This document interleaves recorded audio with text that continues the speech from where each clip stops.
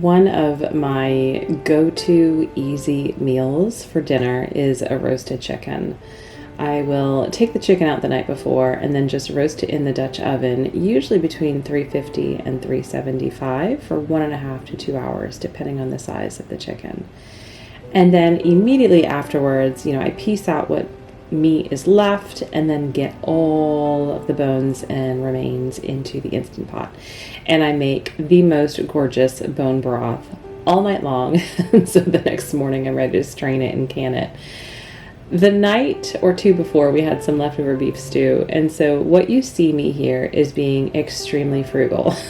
I'm taking all of the leftover bits and broth and fat from that beef stew, and I just kind of dipped it in to help melt it a little bit since the stock is hot. And I'm just mixing that in, right? Taking out the solids, but getting any of that really good collagen-rich broth out. And usually when I do this in the Instant Pot, it yields about 3.5 quarts. And so I'll just divide that up depending upon the ratio that I need with the different sizes of pints and quarts. But it's just the easiest way to get really good collagen broth into our diets and just have it on the shelf. People often say, I don't have a farm, I don't have land, I can't grow, I have animals. And I have to say, it doesn't matter where a person is because it always starts in the kitchen. To me, that is where real health, and even you could say just the term homesteading, right? It starts in the kitchen. Picking one thing and just learning how to make it from scratch and master it, and then going to the next is really, I think, the key to simple, clean, and healthy living.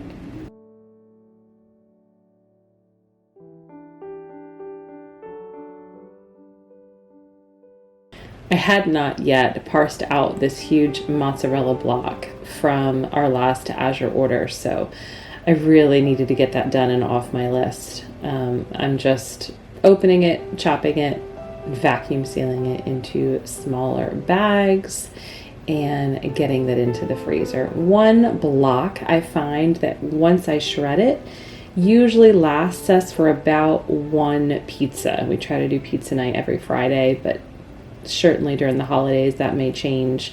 But at the end of the day, I think I ended up with 9 blocks, and then I already had 5 in the freezer from this past spring. So 14 pizzas ready to go for the beginning of 2025.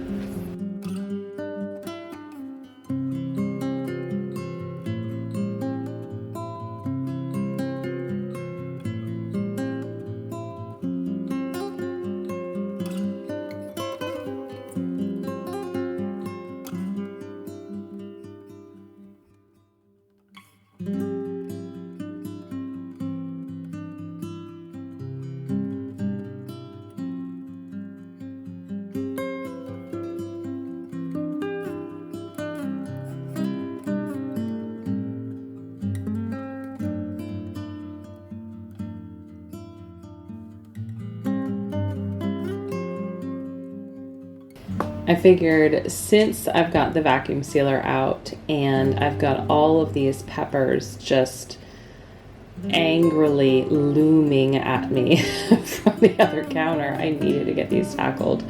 I'm slowly but surely getting through the pepper harvest, right, just to get everything preserved.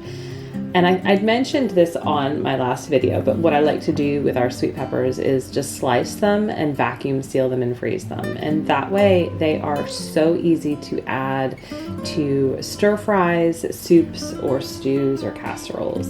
I really love to do this with fajitas and tacos, especially in the winter. I mean, last year, I don't even think I bought any bell peppers.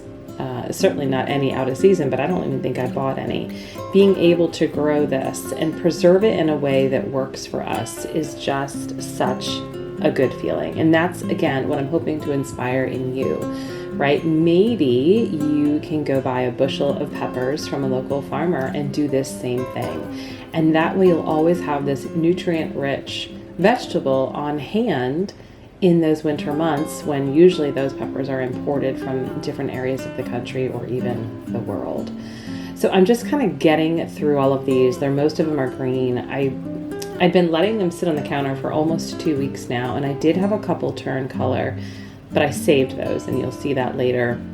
I wanted to use those beautiful colored peppers for our dinner tonight, while everything else was just going to get vacuum sealed.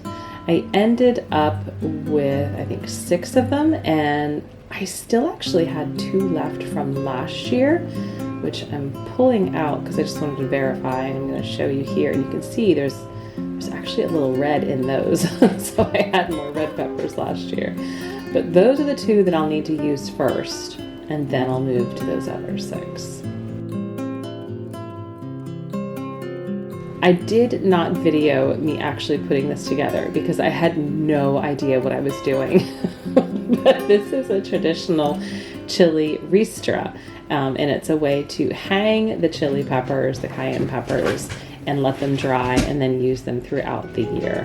I am so excited about it. I have nowhere to hang it right now, so it's gonna hang in my daughter's art area, and I'll keep you updated on how that goes throughout the drying process the next few months.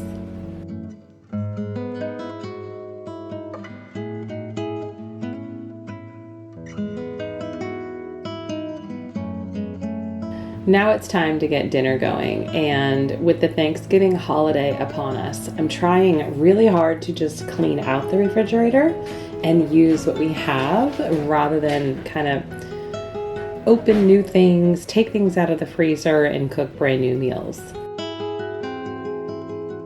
So what you saw me put in that saucepan was 1 can of coconut milk. This is the last of the fresh eggplant from the garden. And with that can of coconut milk, I'm adding 2 cups of my organic brown jasmine rice. And then I decided to also sprinkle in some lime juice and just a little bit of olive oil. And then I cook that on low for about 30-ish to 40 minutes, just until the rice is totally cooked through. This is something I just kind of came up with as I was going about the day. But look, those are the beautiful colored peppers. So I'm going to get those sauteed with some salt and pepper and just a little bit of bacon fat to add flavor. But I'm really, like I said, trying to clean things out. So we're getting the eggplant used. We are getting those colorful peppers used. So all the sweet peppers are now off the counter. And I'm going to be using the leftover chicken from last night's roasted chicken. Oh, and I had mangoes. I forgot. I had purchased some mangoes. I thought about using some peach salsa instead, but I don't know. Something about the mango just really appealed to me to use this. Also on the counter, you'll see curtido, a fermented El Salvadorian sauerkraut, sprouts, and a red onion. And then in that jar all the way to the right is the sun-dried tomatoes from the garden in olive oil that we put up during the Every Bit Counts challenge in August.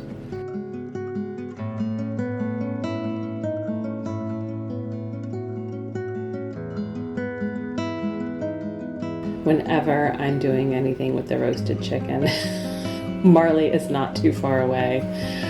I was so upset because when I did this, I literally had to turn around and go wash my hands at one point, and the camera was not on. I turned back and he was like, his front paws were up on the counter and he was eating chicken. I was so mad at him. Oh my gosh, he loves chicken. Don't worry, he did get some. So I'm just kind of taking everything and putting it on the plate. Now this is my plate. I don't dare always plate my children's and my husband's plates, right? Because everyone has different tastes. But I could not wait to eat. So we've got the roasted chicken, the mango, fresh mango, the chopped fresh red onion for excellent flavor and texture, our sauteed peppers and eggplant, a little bit of that curtido. Now that curtido, side note, is probably 2 years old. It's super fermented, but it's so good.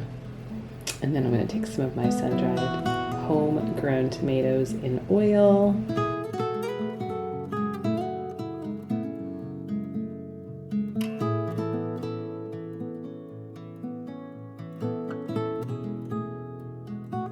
And last but not least, a really good hefty spoonful of that coconut jasmine rice. I topped it with some of those sprouts, and guys, I had 2 plates of this because it was so good. In fact, I'm so excited. There is a little still of leftovers left. I can't wait to eat it.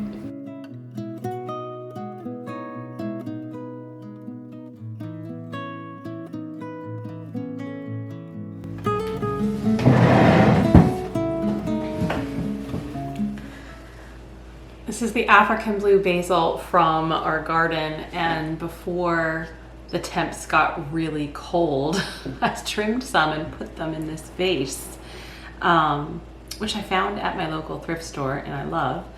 I'm just gonna move that over here. So it's late in the day, dinner is kind of getting started.